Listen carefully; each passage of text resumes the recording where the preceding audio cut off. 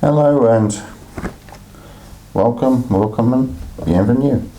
So back with the review board of excitement. So today I'm still looking through things in my collection. You can see my awesome lighting solution just off to the right there, which gives me, you know, I could entertain some Victorians, I think. Anyway, so today I am having a quick look at the Heritage Rail Express. Unfortunately, I haven't got my rolling road, so I can't really run it, but don't really need to, I don't think. So yeah, I picked this up some time ago actually. This wasn't a very popular set from what I can recall, mainly because of this was in the height of Hornby's idea that I can't remember what they call it now off the top of my head, but where they was trying to simplify their production process, so they was using one tool for multiple different models, and the Duke of Gloucester, which is this loco, was one of them. So well, let's have a quick look at the box first, really, before we go any further. So one of the things, this it's a train pack, obviously, so it comes with 3 Mark 1 coaches. So we've got 2 composites and a brake, and we also have the loco itself. Now this is DCC ready. Mine is fitted with a chip, but from the factory they're not fitted. So we do have a brief history of the loco and this production process. On the bottom here you can pause it to read it, because I really can't be bothered to read the whole thing out. And we just look on the back, we've got more or less the same picture, which I think is, no, it is actually the same. I was wondering if it was mirrored. So yeah, looking at the back, we have, yeah, authentic detail scale model, blah blah blah blah blah, in 1, 2, 3, 4, 5, 6, 7, 8, 9, 10, 11 languages. And obviously all the trademark information, and the box ends are much of muchness, where they just sort of they've just got the whole width of the train. So let's get on to the meat of the video, really. So let's open her up. So now I actually bought this train pack quite cheap because it wasn't very popular, I don't think. So I think I'm pretty sure I paid less than 100 for it. If it was either about 90 or 125, I've got the feeling it was about 90 odd. Very good. We have an amazing piece of cardboard to go on the floor, and as you can see we have the manual, which gives the basic sort of maintenance information. So it, as you can see there, it tells you the oiling points and how to fit some of the detail pack, which I've tried to do, and I get bored trying to do it because it just tends to fall off when I do it. And how to fit the chip and everything, and how to take the body off to do that. All these manuals are actually normally pretty good. I mean, you don't even need to be able to read to understand exactly how that goes. And yeah, the safety notes and warnings. Yeah, if you put your face in front of the train while it's running, you may get blinded. Yeah, some pretty common sense information, really. But getting the loco DCC fitted, that was actually, yeah, I didn't have much fun doing that. Sometimes I just don't like doing it. So let's chuck that to the side. Now, I think it's natural here, really, as you can see it, and it's not covered up, to take the full locomotive out. So we'll start with the tender, And now, was this the BR1 no, F? I'm not sure which model of the BR1 this was, but anyway, this is, this is actually a unique tender model. Had the full production run of locos being made, there may have been more of these. Now, ooh, detail. Anyway, I need to reglue that, I suppose. So yeah, we've got the tender here, and this was the Design Clever. That was what it was, and they've used the one moulding for the higher detail and the railroad models. And one of the real downside to this, and they do it on this one, and it's on the P2 as well, which is quite disappointing, is the buffers aren't sprung and they are moulded, which is not good. I don't like it when they just sort of, because they do still tend to clatter into the carriages, and a sprung buffer just looks a bit better, and it just, I don't know, I'd say it's just a little bit gentler on the rolling stock. So you can see this is actually based on the preservation era. Can we see the tender type? Let me look at that closer.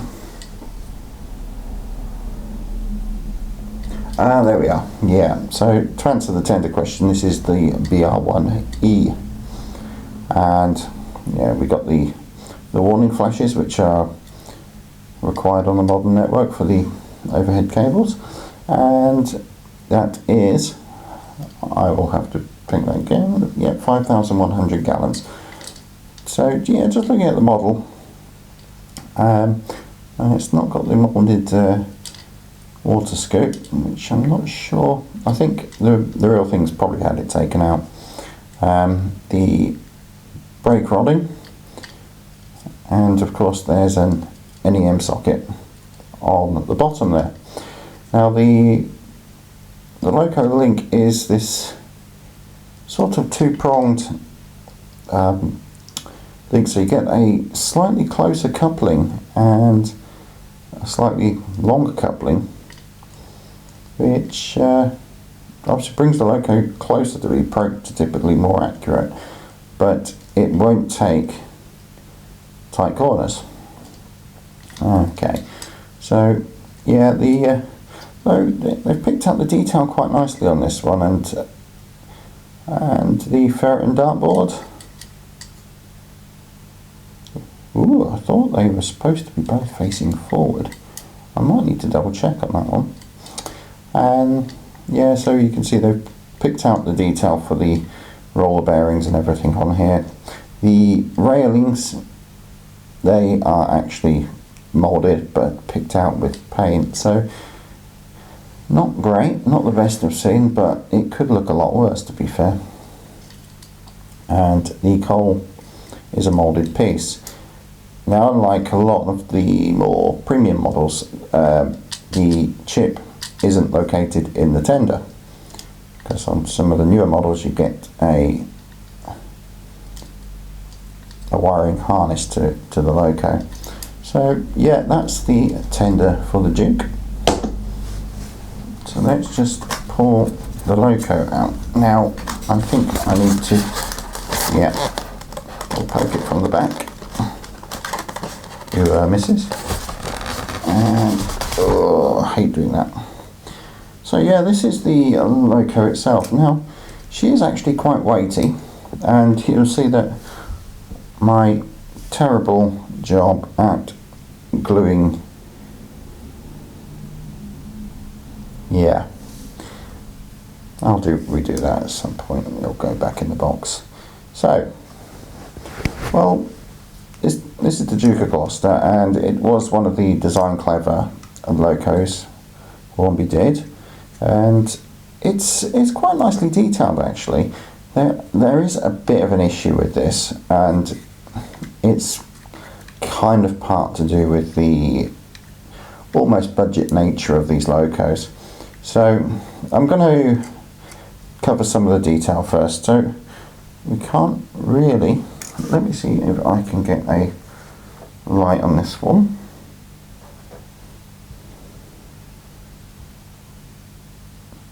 Yeah, so there is detail in there, but it might need to be picked off with some paint. I've done it on a few locos, but there's no actual cap detail in there.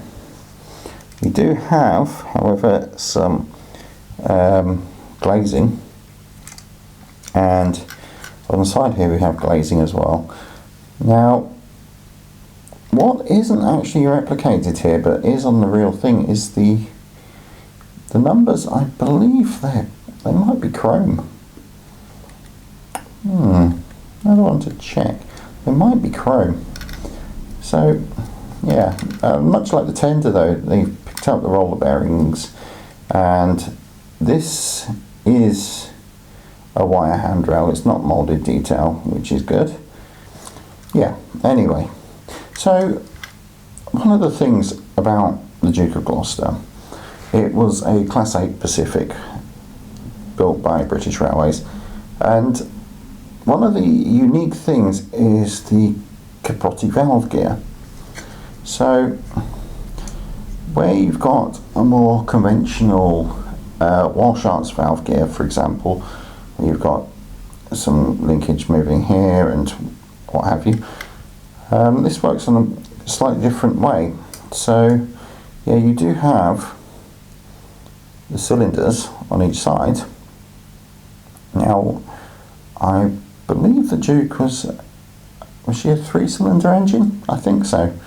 But on here, these, on the real thing anyway, this moving along here rotates, which drives this here, which turns the wheel. And obviously you've got the reciprocating action here providing the power as well. This is part of the capote valve gear system.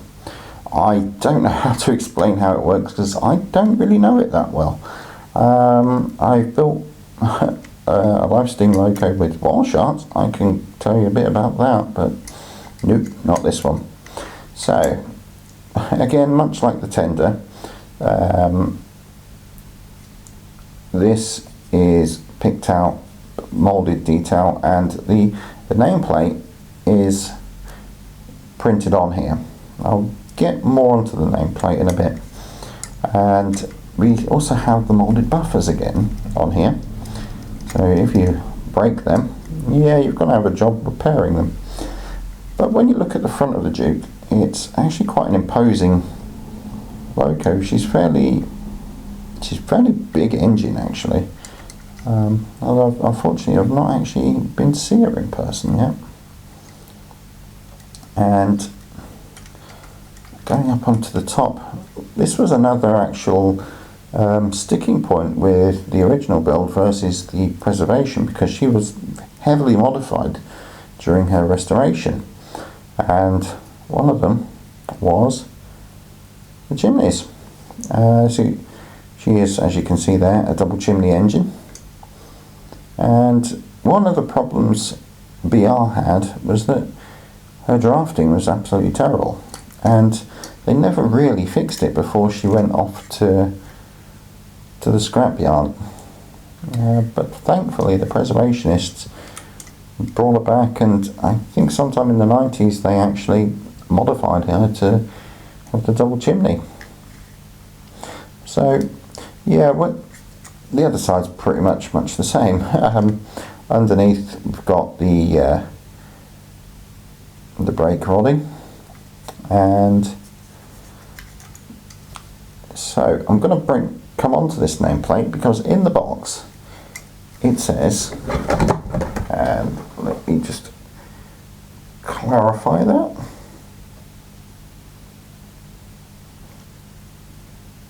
Actually no, I thought it said it, but it doesn't. But in the box there is, or I'm not entirely sure I'm right on this. I think I am actually, I know, I'm thinking of the P2. I am an idiot. So, nameplate's fine. On the premium models, which came on their own outside of the train pack, it came with a detail pack which had the nameplate on it. This does come with a detail pack which has the steps for the front. I have tried to fix them, but this moves around, knocks them off. It gets knocked off in the box. I'm giving up on trying to reattach them. So one of the huge problems with this model, and it's partly due to the cost cutting that Hornby did on it, is the fact that it's actually fitted with a 3-pole motor, whereas a lot of the premium models are fitted with 5-pole. The 5-pole motor gives much smoother application of power and better slow speed control, whereas what I find with this, because it's a 3-pole motor paired with a flywheel, you'll apply power, you can slowly increase the power, and just all of a sudden it takes itself off. I've got this DCC fitted, and I've tried to get that slow speed control better, but I can't. I could probably modify it with a 5-pole motor, but to be fair, I can't be bothered, so I won't. So yeah, that's the Loco, and for the price, I wouldn't have bought it if it was the full RRP, which at the time was about £150, but I saw it at a really, really good price. I'm pretty sure it was less than 100, and yes, I'm quite happy with it actually. So I'm going to move on, as the video's running on a bit actually. It's nearly 20 minutes, even with my messing up. So we're going to look at the first coach. Now, not too long ago, Hornby actually redid the tooling for the Mark 1s for their, I think for the railway range, but I'm wondering if they use the same for the premium as well. But yeah, now this is it. This is obviously the brake coach. These other two are pretty much the same, except they're not a brake. And the detail on them, that for what is essentially railroad coaches, they don't look bad at all. Yeah, I mean, some of the underframe detail can probably do with a bit more, and I'm sure there's more technical details that coach nuts would be able to pinpoint, but you know what, when it's going along the track you barely notice. So yeah, this and the two other Mark 1s, they're actually pretty good. I quite like them. They go well with the Loco, and for a train pack of this price, 90% sure is £100 or less. Anyway, yeah, I am actually quite happy with this train pack. So I don't get to run it that much. I don't often have tracker things out, and I've recently moved into a new house, so a lot of things are still packed away. I'm kind of unpacking things, as you can see. So yeah, I've ranted on about this long enough. Unfortunately, I haven't got the rolling road out, and so I can't give her a run, but I hope you've enjoyed listening to me just waffle on about a toy train. I will probably actually get more of mine out, and as they come out I will record them and put a issue. I'm really quite fussy about that. But anyway, thank you very much for watching. Thank you very much for watching my shadow, and I hope you like listening to me waffle, basically. I'm going to pack my things away now because it is getting late and I need to go to bed. Thank you. And oh yeah, like and subscribe. Is it up there? Up there? I don't know. Just like and subscribe, share it, so I get more money to buy more trains.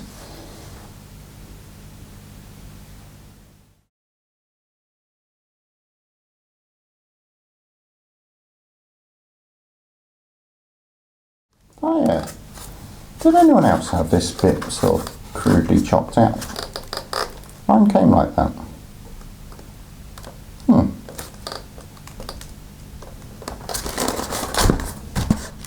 Yeah.